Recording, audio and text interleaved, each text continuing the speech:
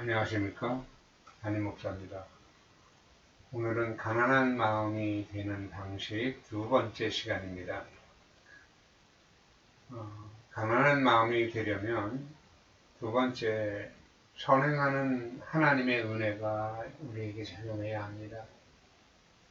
인간과 하나님 사이를 가로막는 것은 어떤 환난이나 적신이나 위험이나 칼 같은 이런 환경적인 요인이 아닙니다. 인간과 하나님의 사이를 가로막는 것은 다른 것이 아니라 바로 죄입니다. 이사야 선지자는 이사야 59장 1절에 말씀하십니다. 여호와의 손이 짧아 구원치 못하심도 아니요 귀가 둔하여 듣지 못하심도 아니라 오직 너희와 너희 죄악이 너희와 너희 하나님 사이를 내었고 라고 말씀하십니다. 그래서 우리의 지나온 삶을 돌아보면 지금보다 훨씬 환경이 어렵고 힘들고 고통스럽고 괴롭고 내 영혼이 아주 곤고해서 너무 아프던 그때에 오히려 내 영혼을 위로하시는 하나님의 충만한 사랑을 더 깊이, 더 많이, 더 풍성하게 느낄 수가 있었음을 제 경험상으로는 부인할 수가 없습니다. 비록 환경은 열악하지만 또는 빈곤하지만 환경이 평안하고 풍부할 때, 안전할 때보다도 오직 하나님께서 내게 가까이 다가오셔서 위로가 되는 것을 더 깊이 체험할 수가 있게 됩니다. 이런 찬송 여러분들 너무 귀에 익을 겁니다. 인생이 힘들고 고난이 겹칠 때 주님요 손잡고 가소서 외치는 이 소리 귀 기울이시사 손잡고 날 인도하소서.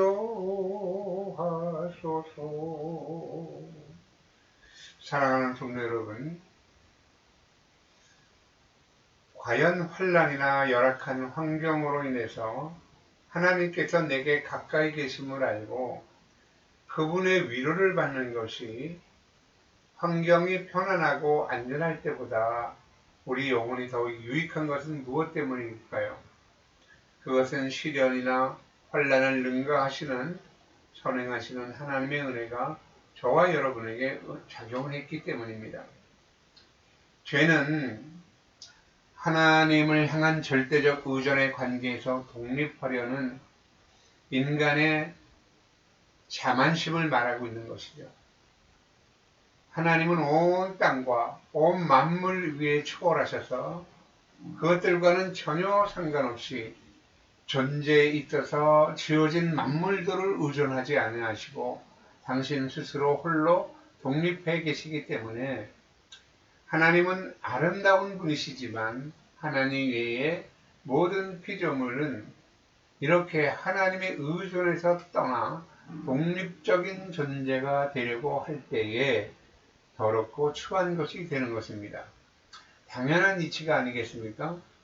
하나님은 아름다움의 근본이신데 아름다움의 근본이신 그분에게서 의존의 관계에서 떠나서 점점 멀어졌을 때는 아름다움과 멀어지지 않겠습니까? 그렇다면 과연 당연히 더럽고 추한 존재가 되는 것이죠. 되풀이되는 설명이지만 원래 아름답다, 추하다 하는 것은 그래서 위치와 관계가 있는 겁니다. 자리와 관계가 있는 것이죠. 예를 들어 푸른 하늘을 나는 새들과 푸른 불밭 사이로 뛰어다니는 다람쥐는 참 아름답지 않습니까? 그러나 그것들이 안방에서 날거나 뛰어다니면 어떻게 될까요? 참 더럽지요. 추악하죠. 그러므로 인간의 아름다움은 하나님이 지정해 주신 자리에 있는 것이고 그 지정해 주신 자리는 하나님을 의존하는 관계를 나타내는 것이죠. 인간은 그 자리에 있을 때만 참으로 아름답습니다. 죄를 지은 아담에게 제일 먼저 하나님께서 하신 말씀이 기억나십니까? 아담아, 네가 어디 있느냐? 라는 질문이었습니다.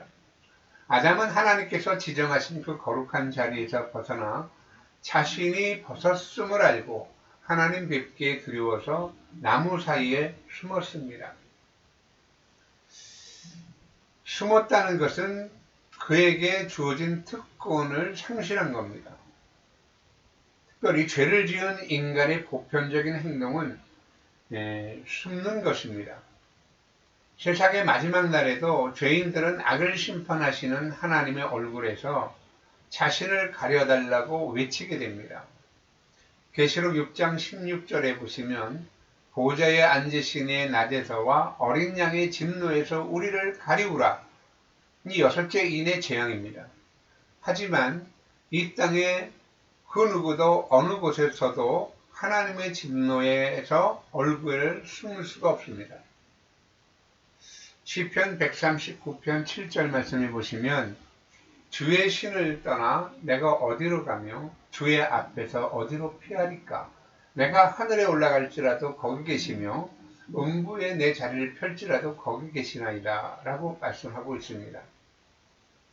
인간이 하나님의 눈을 피해서 어디에 숨을 수가 있겠습니까? 아담아, 네가 어디 있느냐? 가인에게 말하기를 내 동생 아벨이 어디 있느냐? 아담에게 아벨에게 무슨 일이 일어났는지 알고 계시는 하나님이십니다. 이 말씀은 단순히 위치를 묻고 계시는 것이 아니라 그 사건의 책임을 물으시며 아담에게 지정한 위치를 떠나서 타락한 아담의 현 상태를 하나님이 지적하시는 것이죠. 하나님과의 만남이 피하고 싶고 난처하고 부끄러운 일이 된 것은 죄를 지었기 때문이죠. 죄의 치명적인 결과입니다.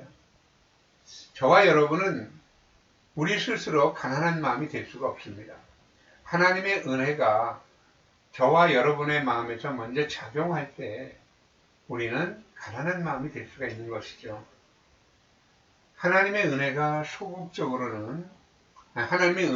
임할 때는 소극적으로는 내가 집착하는 삶이 얼마나 허무한지를 알게 되고 영원한 안식을 바라보게 돼서 우리가 표상에 사로잡혀가는 것이 영혼에 비하면 얼마나 허무한가를 깨닫게 해 주십니다. 그래서 하나님은 복음을 주셔서 우리에게 은혜만 주시려는 것이 아니라 복음의 조명을 통해서 우리의 죄를 깨닫게 하셔서 우리의 비참한 현실을 보게 하시고 사물의 불완전함과 한계를 보게 하셔서 하나님의 영원한 두려운 심판 앞에서 하나님 없는 사랑의 허무함을 알게 하셔서 거짓된 표상에 매달리던 우리의 손을 놓게 만들어 주시는 것이죠. 그래서 하나님께서 우리에게 은혜를 주실 때 제일 먼저 우리 마음에 찾아오는 것은 아무것도 의지할 것이 없고 그 무엇도 도움을 내게 줄 수 없다는 것을 인식하게 하셔서 우리를 외롭게 하심으로 당신의 거룩함으로 이끌어 가시는 것입니다.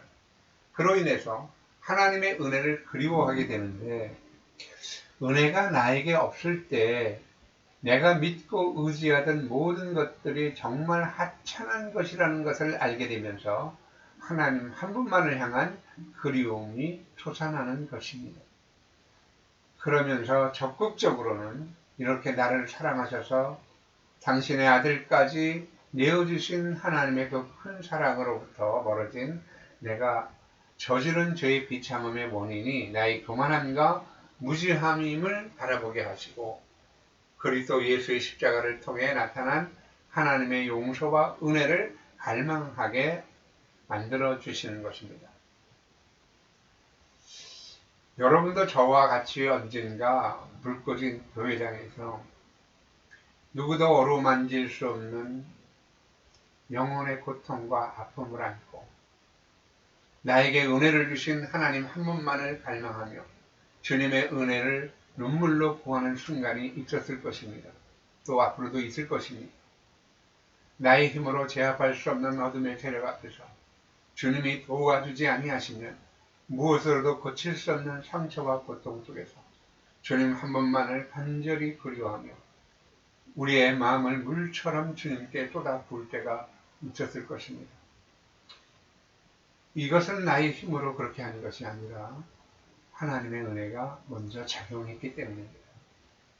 그래서 가난한 마음이 되는 것은 선행하는 하나님의 은혜가 먼저 있어야 합니다. 하나님께서는 가난한 마음이 되려는 자들에게 선행하는 은혜를 베푸십니다. 신명기 1장 29절에서 30절 말씀 보시면 내가 너희에게 말하기를 그들을 무서워 말라 두려워 말라 너희 앞서 행하시는 너희 하나님 여호와께서 너희 앞서 행하시는 너희 하나님 여호와께서 하나님은 항상 우리를 앞서서 행하셨습니다. 애굽에서 우리를 위하여 우리의 목전에서 모든 일을 행하신 것 같이 이제도 우리 앞에서 이 모든 삶의 열악한 환경과 우리를 공격하고 유혹하는 모든 것들을 앞서 싸우시며 앞서 해결해 주실 것입니다. 그래서 가난한 마음이 되는 것이 전적으로 선행하시는 하나님의 은혜 때문이기도 하지만 또 한편으로 보면 이 세상에 있는 모든 것을 잃을지라도 하나님 한 분만을 내가 의지하겠다는 가난한 마음이 되기를 간절히 사모하는 우리 마음에서 우러나오는 의지의 산물이기도 합니다.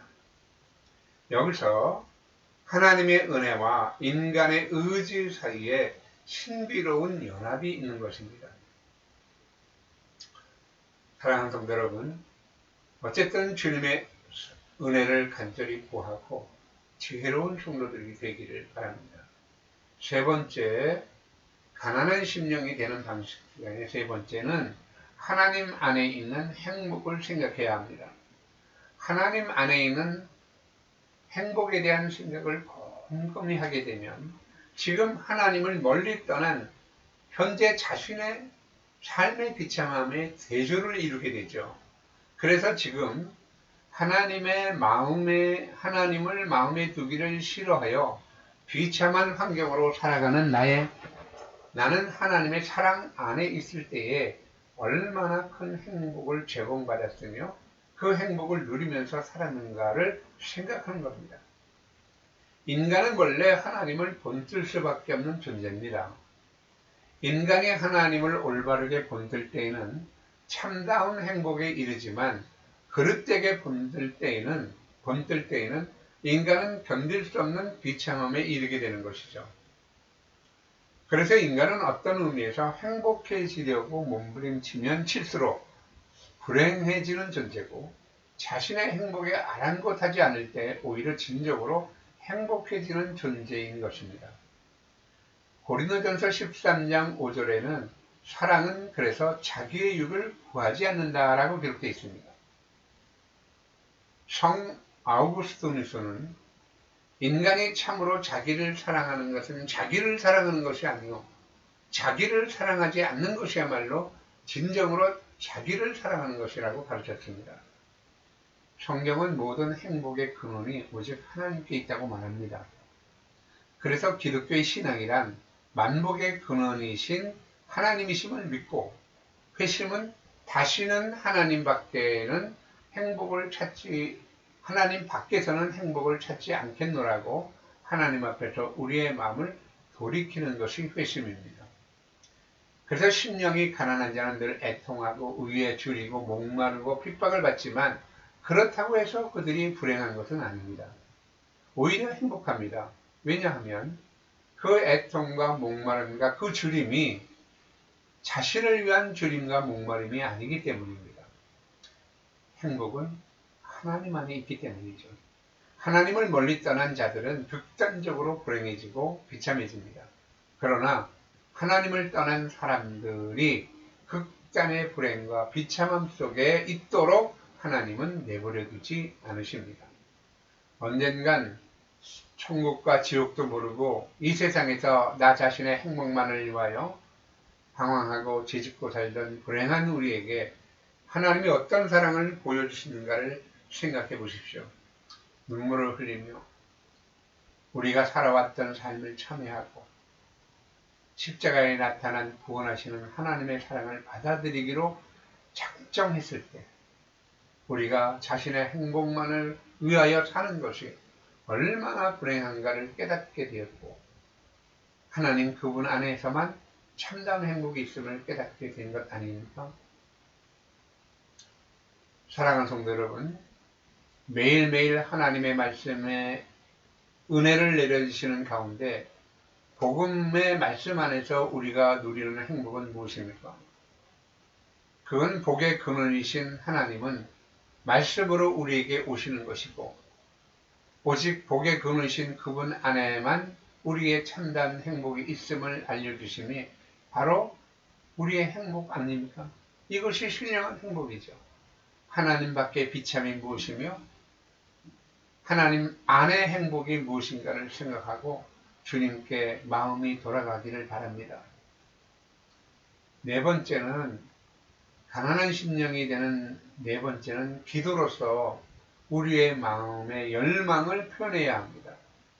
거짓된 표정에서 벗어나고 선행하는 하나님의 은혜와 하나님 안에 있는 행복에 대해서 우리가 궁구하고 생각하지만 생각에 머물러만 있는 것이 아니라 스치듯 지나가는 잠시 표상으로부터 벗어나 주님의 선행하는 은혜가 우리 마음에서 작용하기 시작할 때 우리의 마음속으로 하나님을 떠난 곤고와 비참이 떠오르고 또 한편으로는 하나님의 안에 있는 행복이 우리 안에 스쳐갈 때 그때 우리는 그 스치듯 지나가는 행복의 기회를 굳게 붙들어야 합니다. 어떻게 행복을 붙들어야 할까요? 마치 강풍이 몰아치는 언덕에서 모닥불을 피우는 마음으로 기도의 불을 붙여야 합니다. 모닥불을 피울 때에는 큰 나무에 먼저 불을 붙이는 것이 아니지 않습니까? 먼저 두 손으로 바람을 막으며 작은 가지나 지푸라기 또는 건물 같은 것에 불을 붙이기 시작하지 않습니까?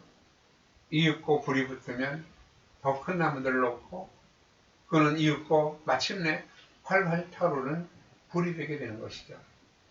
이렇게 우리가 불을 피울 때 두 손으로 바람을 막으며 조심스럽게 불을 피우는 것처럼 우리가 거짓된 표상이라는 유혹의 바람을 주님이 선행하시는 은혜와 하나님 안에 있는 행복이라는 두 손으로 막고 주님을 향한 사랑의 불을 피울 때 상한 갈대를 꺾지 아니하시고 꺼져가는 등불을 절대 끄지 아니하시는 그런 무한한 사랑으로 우리를 보호해 주시려고 다가오시는 주님을 만나뵐 수가 있는 겁니다. 사랑하는 성도 여러분, 기억하십시오. 하나님께서 나에게 작은 깨달음과 은혜를 주셨을 때 그것을 불시 삼아서 간절한 마음으로 정신을 집중하고 정말 절절한 마음으로 하나님께 기도하셔야 합니다. 이때 우리의 마음이 움직이기 시작하고 그리고 간절하고 열렬한 기도가 나오기 시작하죠. 원망과 불평의 마음이 물같이 녹기 시작하고 자신을 의뢰하며 산 것이 내 불행의 원인이었음을 깨닫고 죄와 고통과 시련의 불행 속에서도 하나님이 내 자신을 버리시지도 떠나시지도 않으시는 복음의 진술을 깨닫게 되는 것입니다. 과연 하나님의 사랑이 어디에 있습니까? 거룩하신 하나님이 우리같이 미천하고 볼품없는 사람을 돌보기나 하시겠냐고 생각할 때 주님은 이렇게 말씀하십니다. 얘들아, 사랑은 여기 있지. 너희가 나를 사랑하는 것이 아니라 내가 너희를 먼저 사랑했어. 내가 내 아들을 화목제로 보내셨잖아. 요한을 통해서 우리는 이 섭리를 깨달을 수가 있습니다.